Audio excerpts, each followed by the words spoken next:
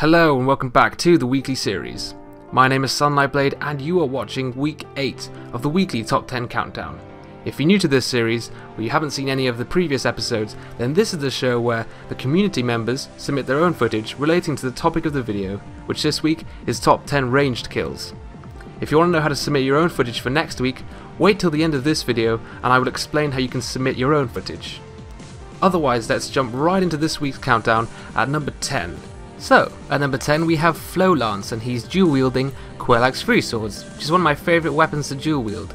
Now you may be thinking, we've had a dual wield week ages ago, and this is clearly not a range kill. Well, not so far. Watch this. He throws one firebomb, misses, and his opponent runs away for whatever reason, maybe to heal, but we'll never know because he gets an epic firebomb long range kill, which is a great way to start this week off, so congratulations to Flowlance for taking the number 10 spot.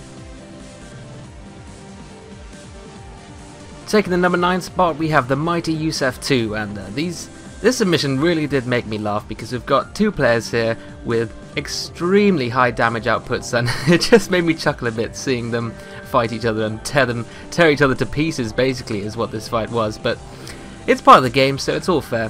Anyway, he has Dark Bead and they're both duking it out, doing insane amounts of damage when he runs back and then does a quick Dark Orb and gets an insane long range kill with a pretty rare sorcery that you don't see very often, so that's why it's in this countdown, so congratulations on taking the number 9 spot.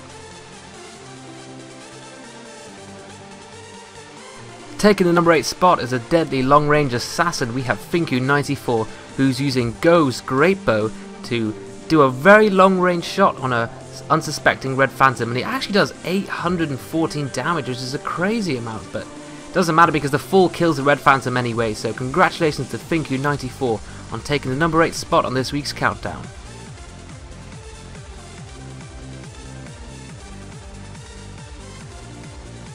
Coming in at number 7 we have Sniper One Night, and he's actually doing some ganking / co-oping with a buddy, and speaking of co-oping, I was wondering what the community's view on this is nowadays. I know everyone used to frown upon it a long time ago, but have people accepted it as part of the game, or are people still against ganking of all forms? Leave your response in the comments below, I'd be quite interested. Anyhow, the point of this clip is that he's chasing down the red invader and then uses a very nice long range R2 on the Golemax and takes out his opponent, which was actually quite a nice kill, and you've got to give them respect for cosplaying as the Iron Golem and as Iron Torcus. That's pretty cool Sen's Fortress cosplay, so congratulations on taking the number 7 spot. Taking the number 6 spot we have Hypersouls, and he's using the Man Serpent Greatsword against a host who has full Stone Giant's armor, so he's got a lot of poise, and he gets a very nice setup parry and then a mid parry ring switch to the Hornet Ring and gets a very nice riposte for over 1000 damage. He then chases the host and the fight moves on as the host runs away with Hypersouls in quick pursuit. Hypersouls switches back to the Havel's Ring to get more agility so that he can fast roll, and then switches out to the Go's Great Bow and goes for a long range kill, but he misses the first shot, but then on the second shot he gets the longest confirmed kill on this week's countdown.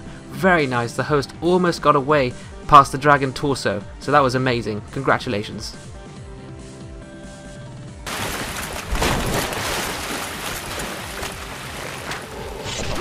Oh my god! Oh my god! Oh my god!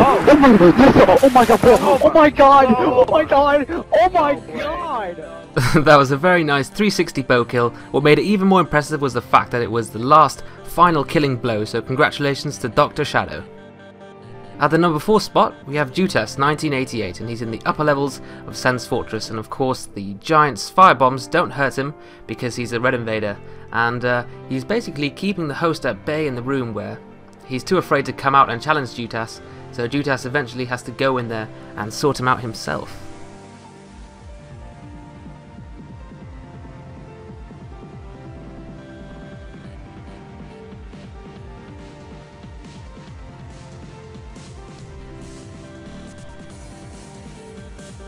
Jutas even uses a bit of Oral Decoy, which is probably the best sorcery there is, and the host actually is quite smart.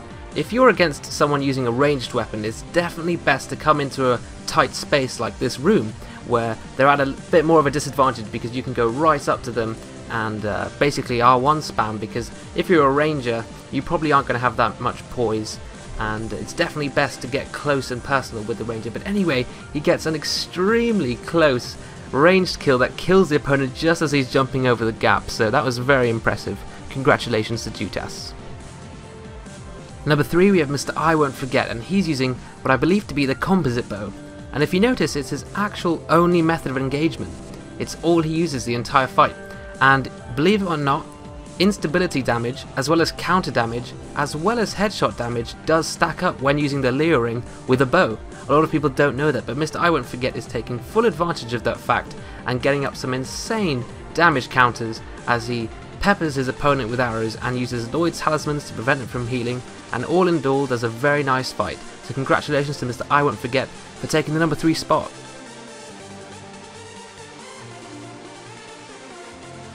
If you notice, the timing of his attacks are very precise. It's every time that the opponent swings, because that counts as counter damage with the Leo ring. So congratulations once again, a very nice, a very interesting submission. Taking the number 2 spot is Yame Tamashi, cleverly using Chameleon to cover up the startup animation of the Golemax's R2.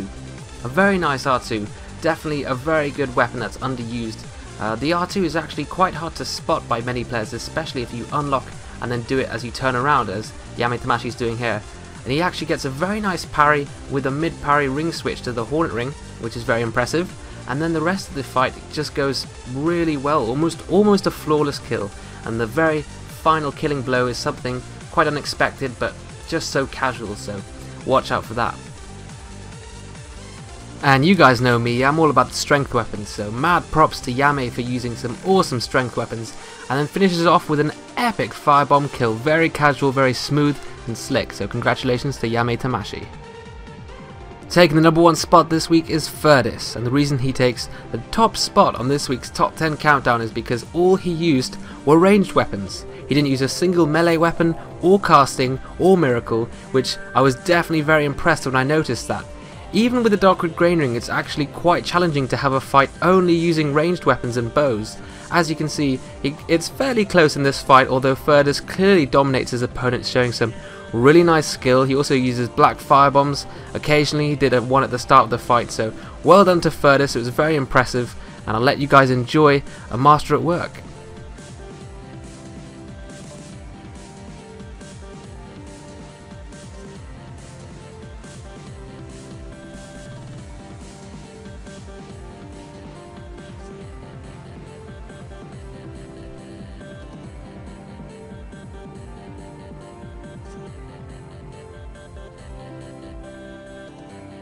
I think one of the only things that would have made this submission more impressive was if he were to have 2 crossbows in his secondary slots. That would have been very impressive, but even considering his opponent's using very quick dexterity weapons such as a Dark Silver Tracer, which does really fast hits, so it's actually quite impressive considering how long the draw speed on the bows he's using is. It makes it even more impressive.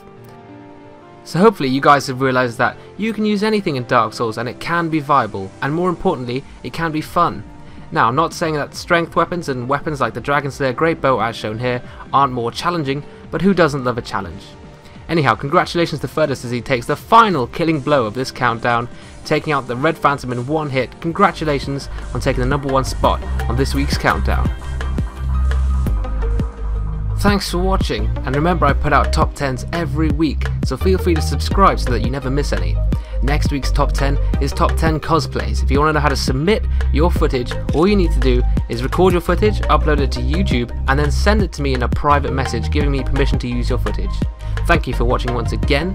I hope you have a good week.